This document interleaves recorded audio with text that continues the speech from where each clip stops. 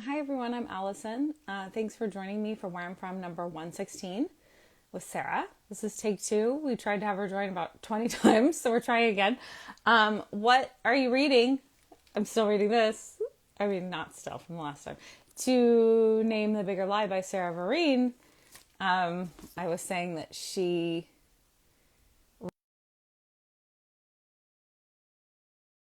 COVID about Title IX and how her partner was having false claims um, lobbed at her through Title IX. And so the whole book is kind of about lies and conspiracy theories. And um, it's very philosophical, the book.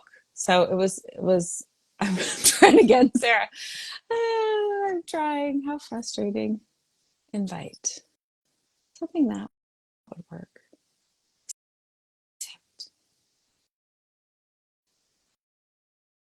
I was pausing in the hopes that that would work better. So, so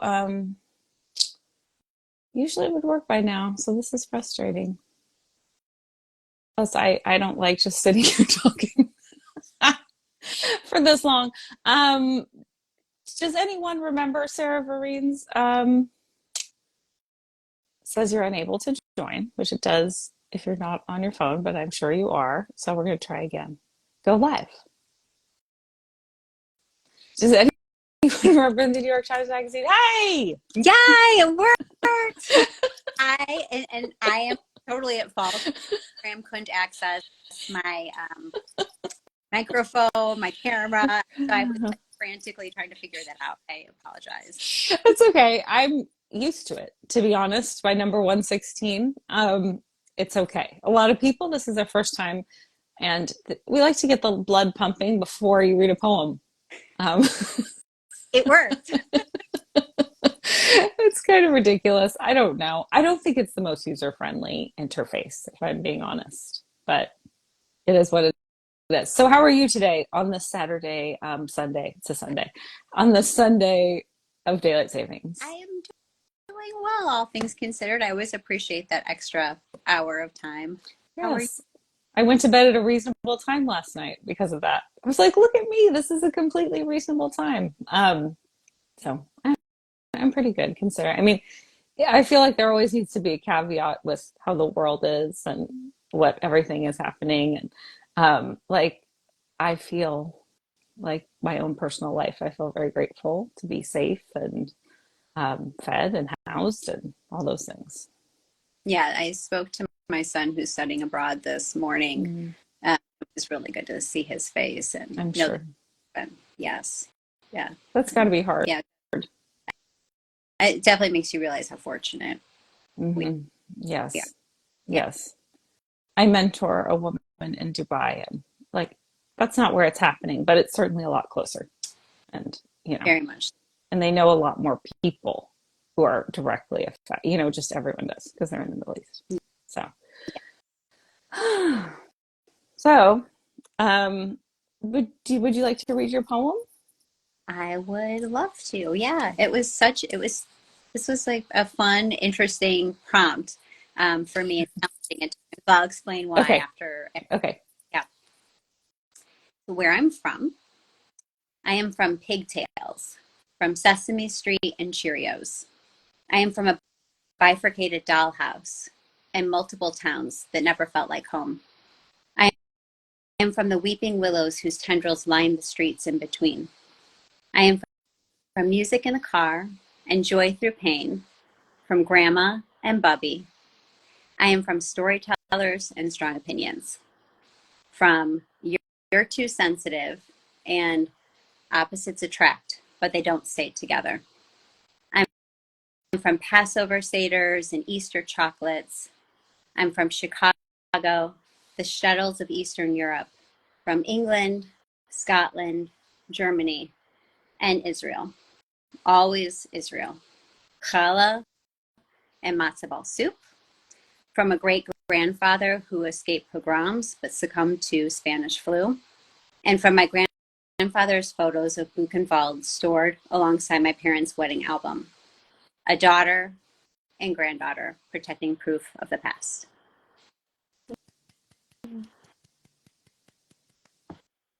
Yes, so thank you for that. That was beautiful and very emotional. So more people than you might think have had poems where pogroms are featured. Uh, it's been striking for me. It's like, oh, a lot of people got here because of that. And um, what was it like? You were going to tell a story, but then you read your poem. Oh, it was weird for me at times because of some of the prompts were about family traditions or Mhm. things like that. And I grew up, my parents divorced when I was 6. And so right away, I was sort of launched into these two different worlds. My mother converted to Judaism. So she, was, you know, we went to synagogue, but there were aspects of one home that were, completely different than the other. And there was my parents were both, following their careers, so Mhm. there was a lot of moving around, all within Illinois. So when people ask me where I'm from, I Mhm. just say Chicago because Mhm. I've always been in proximity to Chicago, and then I lived Mhm. there as an adult, and now I live, I'm 20 minutes from Mhm. Chicago. So I consider myself to be a Chicagoan, but that's I sort see. of I think it's in your bio, right? It's yes. yeah, because I went to college in Chicago, so I noticed it, you know, um, immediately because it's a wonderful city, and Where um, did you go? I went to Northwestern. Okay, Yeah. that's where my son. Oh, really? Yeah, It's wonderful. it I loved it. it's a wonderful place to be, and I think we live actually closer to the campus than we live to our other son's high school. That's how Mhm. close we are to Wow. Northwestern. So it's very so my son that goes there now, I think, and a lot of his friends are like, it's too close for them. And then so he went to a different school Mhm. and he transferred back here, and I think he's like, appreciating, yeah, what an incredible. A lot of kids from ETHS and New Trier went to Northwestern, I thought. Like a significant amount. I knew a lot of people. But I relate to that. I didn't want to go to college. I had a college down the street from my high school, University of Colorado, and I was like, oh, I don't, it's just right there. Yeah, Like that's the pool we use for swim team. I don't want to go there. Um, so I understand that wanting to spread your wings and absolutely. all of that. Yes. Hmm. And I'm glad he went off for a year and had different states. But I'm very happy also to, Yeah, yeah, I um, get that. yeah. I do. Sure. And you have a couple of sons yourself. I sure do. Yeah. But we're not there yet to that stage. Take your time. So yeah, I'm not in a hurry. Yeah. Um, so it's in my parents were divorced young as well. And I just reread your HuffPo essay before me, so you had, I wondered if you would refer to the secrets in this poem, you know, because if you felt them, like I was curious if you, because I felt, even though I didn't know what I did feel this kind of like we're all talking around something, and it was sort of my personality flaw, right? That to them, that I wouldn't just accept whatever was being told to me as ultimate truth, and so I was curious if you would, um, you know, sort of nod to that at all. But did you? I didn't catch it if you did. I did not. Okay. And I find it really interesting. I think there are parts of me that shut that out at times. Mm-hmm. And I really reconnected with those parts of myself when writing the manuscript for my memoir. Mm-hmm. And that's sort of where those pieces started coming out, including the HuffPost one that you just referenced. Also, things have been, sort of changing on that spectrum. Like my mother Mm, feeling, right. not the last, I don't know if it was 5, 10 years ago. Mm. And I met my aunt and my cousins for the first time. So, Oh wow. um, yeah, so it's sort of an ever Hmm. evolving story. And yeah, did I feel some of that? Yes, but I never Hmm. really knew what it Hmm. was. Yes, Hmm. lots of, and it's interesting growing up like that, and really, I think it's affected me in that I don't like, my husband knows not to throw me a surprise party. Yeah, I also hate Do surprises. you? Yeah. Oh yeah. Yeah. I When can. things Yeah. have kept from you, you then Mhm. yeah, and I think it really made me a truth seeker, and now Mhm. sort of maybe an oversharer at times. I kind of Yeah. Yeah. up like we know that already, but I kind of want them to make sure that they know. Mhm. Uh, yes, so it doesn't. They're not caught off guard in the way that Mhm. that then um So did your husband propose? Sorry, just on this note, did your husband surprise you when he proposed to you? Or did you know he was it a conversation you had beforehand? Because I was like, do not, do not. do, do not do that. Like, let's have a conversation about it. I mean, he did a little, but I knew it was coming. Like, I just was like, I don't want to be walking around like concerned. I don't know if concern's the right word, but I just, yeah, no, I don't like surprises. Yes, agreed. We were living together when he proposed to So are me. we. Yeah. Yeah, and I think we had a series of kind of timelines, and Right. maybe I kind of knew about when he got the. Hmm. So it wasn't Yeah. a shock, but the way that he did it was sort of a lovely surprise, and I Yeah. was a little off guard, but not in a Hmm. way. Right. Yeah, It was like, don't buy me some kind of ring like that I don't know. Like, I just don't want any of that ridiculous, like, greeting card nonsense. No. right. So, Yeah, uh, yeah. I kind of told him, yeah, yeah. I, I wanted, and yes, Hmm. exactly. Yeah, I'm not the same girl. Yeah.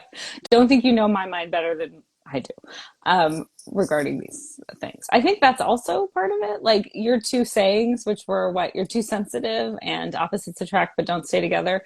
I definitely had both of those as well. Did did people say opposites attract, but they don't stay together? Were they talking about your parents? Well, yes, and everyone in my family.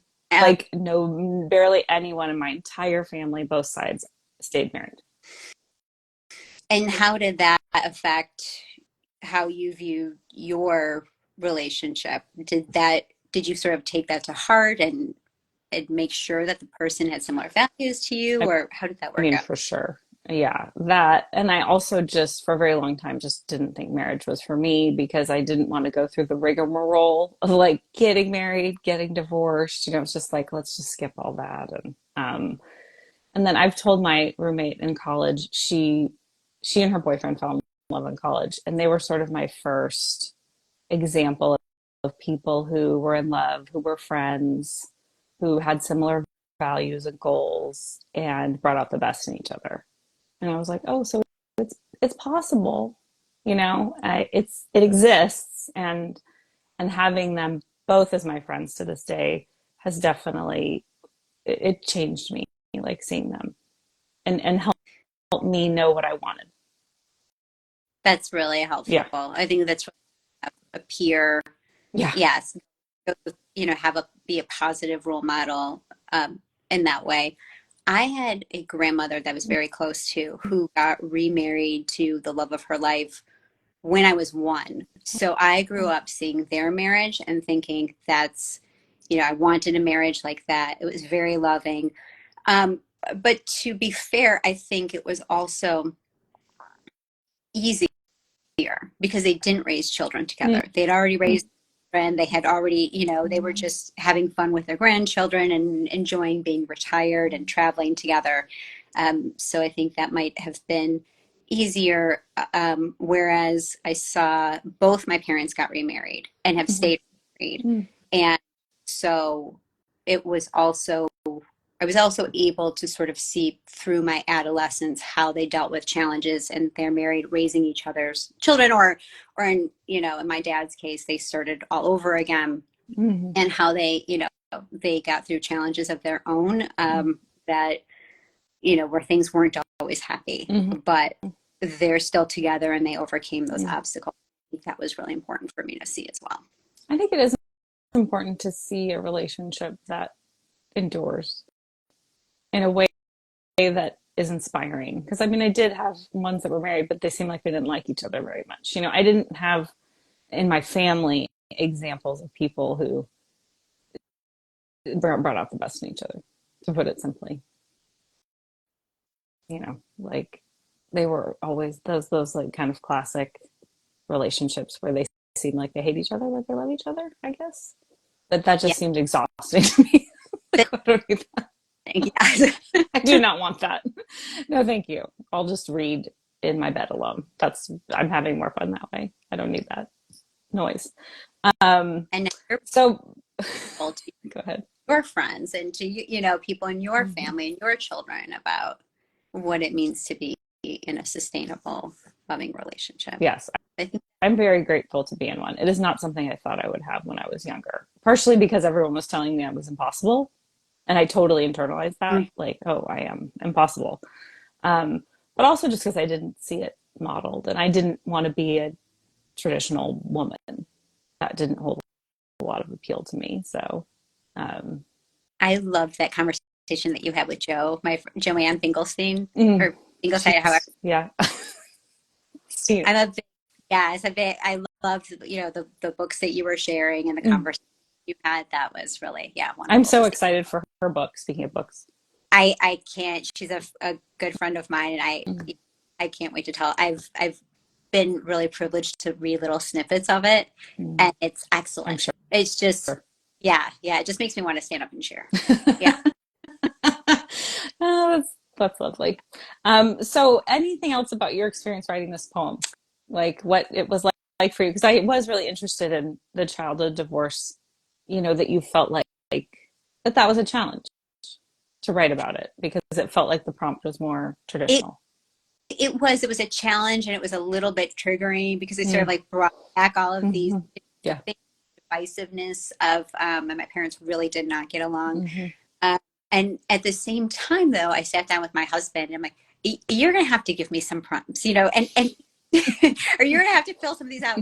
And I don't think I used any of the things that Mm, he said, hmm. maybe one, but, um, but it was really helpful to me because he's like, no, no, no, you guys do this and Mm, you do this and he was bringing up these family traits that had sort of whereas in my mind, I just sort of shut a lot mm, of down. mm. So it was really, yeah, it was really helpful to be able to do that and to sort of see it from his perspective as well. You know, I think that is an interesting point. Oftentimes we joke about it as a family, like we're building traditions, obviously, whether we're being mindful about it or not, just these things that we repeat become traditions, the way we are with each other, the things we do together. And I think sometimes when we're in a system, we're not as aware of what that is that we're making, or pushing against. So, um, absolutely.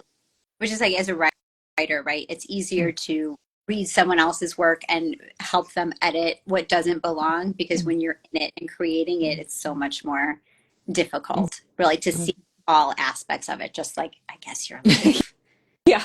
And did you find certain things more difficult? Like for me, listening to these, it has affected my writing, like for sure. I think it's improved it significantly because I'm much better with details than I used to be because I know from listening how they hit me as a listener. Like wow, all of these specific things resonate with me. So did you have an easy time finding the details, or were certain ones easier for you than others, like the smells or the tastes or the sayings or the The sayings were pretty easy to come up with. The stories because my family, they, especially like my grandmother, my great grandmother, who I was very close to both of them. I was really fortunate. My great grandmother lived till she was, we think, 103 oh because wow. she came from Mm-hmm. the area that's now Ukraine. Mm-hmm. Didn't have birth records. She didn't really know her birthday, and so Mm-hmm. um, we I was 17 when she died, so I Mm-hmm. really knew Wow. her well. And there's like just these long, long family traditions, um, and not family traditions, but these Mm-hmm. stories about going through these hardships and overcoming them and losing people and overcoming that. Yeah. Really were so helpful, especially as I was going, through my own things. And you and I are in a sort of a club that nobody wants, to be in, but I'm Yes. proud to stand in it with you. That we with it in terms of sibling Mm-hmm. loss and how um, there are things that affect you for the rest of your life. Yeah. but you can still find your way through. Hmm. And I think that's such an important message for anybody at any time, Yeah. right? Yeah. And I remember reading too during COVID how important it was to have these ancestral or family stories about Mm. going through hardships and overcoming. And of course, I thought a lot about my great grandfather dying of the Spanish flu and leaving behind my great grandmother who was pregnant with her third daughter. And my grandmother used to tell me all the time, especially as she got older, I never met my father. And so, Hmm. I've thought about these things a lot during COVID Mm. and how I'm Mm. going to Yeah. get the other side, and also about, how so many people lost family members. We were Yeah. fortunate enough to visit my son in Italy a couple of weeks ago. Um, right after the war started, actually, in the Middle East, and I kept walking through the streets, and I was thinking, it seems so normal here, and you just remember Yeah. like images of Italy, Yeah. right, and how horrendous it was, and I'm like, oh wow, it's just people are walking around like nothing Yeah. happened, but of course, horrible things happened, and they're still Hmm. you know moving through, and I know one day we'll get there too. Um, and that, in the Middle East. Yeah. I don't know when, but I hope sooner than later. I know. A long Yeah. time. Yeah. And and I think as humans we are challenged because we want to hold this tragedy, all these tragedies, but then we also have to live life, and it's like that. Those two things, it's hard to find a way forward where you feel like you're acknowledging what's happening, but also living your life. And I think some people just shut it off completely. Like that's how they deal or don't deal with it. It's just like, and I definitely witnessed that a lot growing up with certain members of my family. It was like denial was survival. And I still see that happening. Yeah, yeah, and still. it's painful because Yes. sometimes it's personal, Yes. like I'm going through all this pain and they're just like, nope, let's go for a run or whatever. That's one person in particular. It's like, just, which is fine, is a fine coping mechanism, but it's just like, also, I'm here, I'm in pain, please acknowledge me. But no. And, and you see that happening on a global scale with people's pain. Like, And yeah. And that's the gift of being too sensitive, right? Quote unquote, yes, too sensitive is you won't do that to anyone else. no, you You hope won't, not. well, I really try not to. I'm sure I mean, sometimes I err, like, um, sometimes, nobody's perfect. and when you air, maybe then that lets you hold more sympathy for the people that couldn't hold space for your I pain when you were going, try. I right? try. It's a process. I think for me, it's a process of also acknowledging what occurred. Like, because I think there's so many layers of, um, I don't know, storytelling or reality or whatever word you want to use. Like, it is like an onion. Like, there's this thing that I was presented with. And then it's like, well, what about this? And then what about this? And what about the, and it keeps going down. And I do think there is compassion in there, but there's also a lot of rage and grief, if I'm being honest.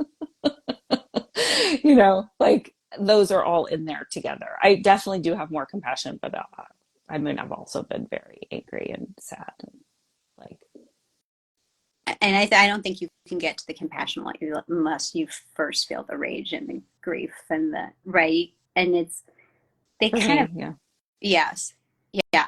I started writing my memoir 10 years ago, and there was a lot of rage. And I think I cried like the entire 3 months that I got the first three draft done. I cried every time I would get walked in, you know, like, and Mm-hmm.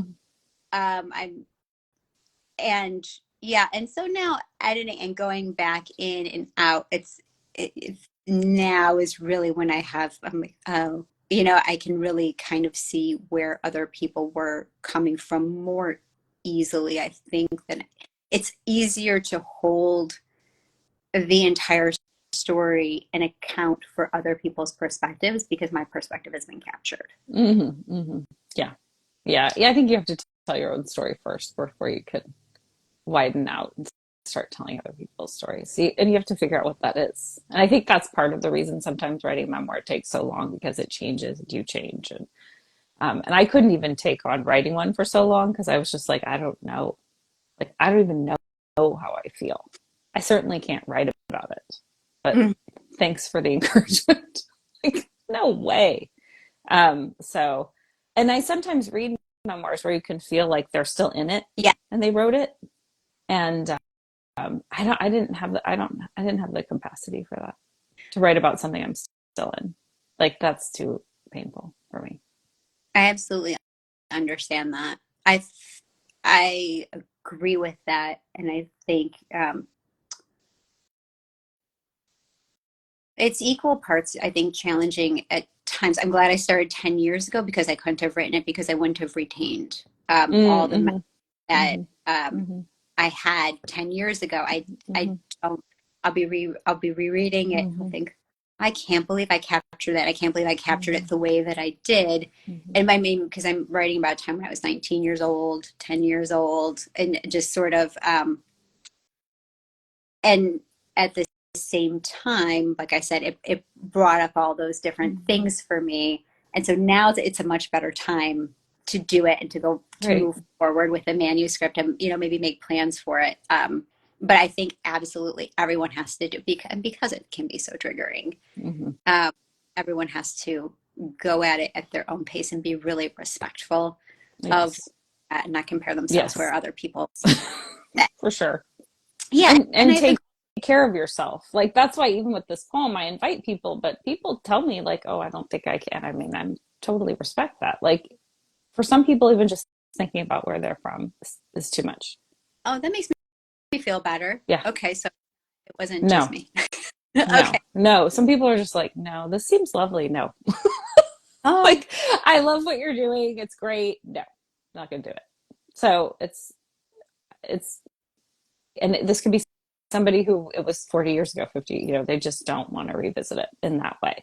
And then other people, it's really fun and joyful. It runs the gamut for me. I love hearing people's poems and their reflections on the experience, because there are 116 different thoughts about it, you know. I appreciated, yeah, being the invitation to go back in, Mm. even if it was, you know, sort of a little bit different in terms of the poem, what I've been doing.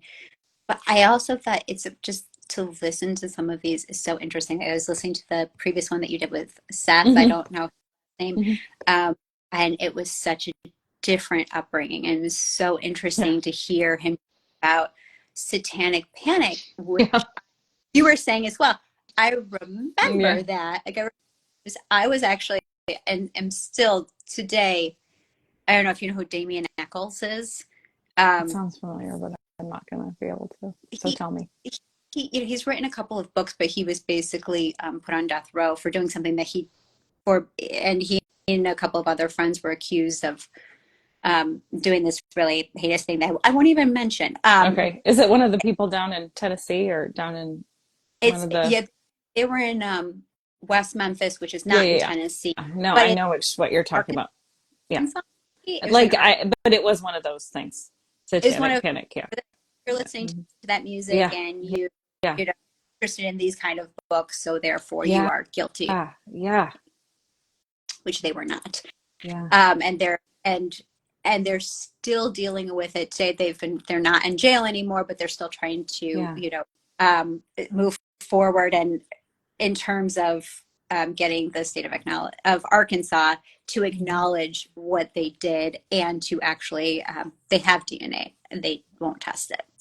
So Right. that yeah, so it's sort of an interesting. Anyways, back to Seth, but it was Hmm. really interesting to hear how that was something that influenced his childhood and or where he's from Yeah. in various ways, where it was something that I am just reading about, and Hmm. so just to sort of delve dive a little bit into other people's experiences was really really Hmm. interesting for me. I thought that was such an interesting conversation.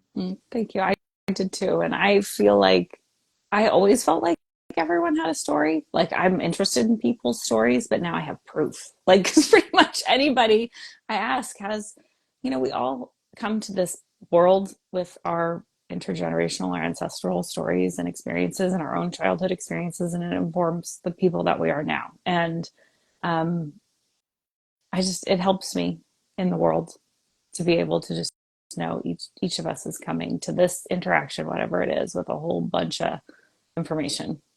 Um, and it's it's helped me not feel alone either with it. Like that we're all grappling with these questions, I think, whether we're aware of them or not. I think we are. Um, Absolutely. so, anything else before we wrap up, Sarah? I don't think so. It was so lovely to talk You to you too. today and emailing over the past years. I know. I I'm know. so excited to see your face and talk to you. And thank you so much for including me in this beautiful Yeah. series where you really are honoring, people's ancestral stories and talking about how those affect our individual perspectives, right? Yeah. And how we're viewing the world, we interact with each other. So I really appreciate being part of it. Thank you so much, Allison. Thank you. Thank you for joining me. And we'll talk soon. Yes. Okay. Okay. Bye. Bye.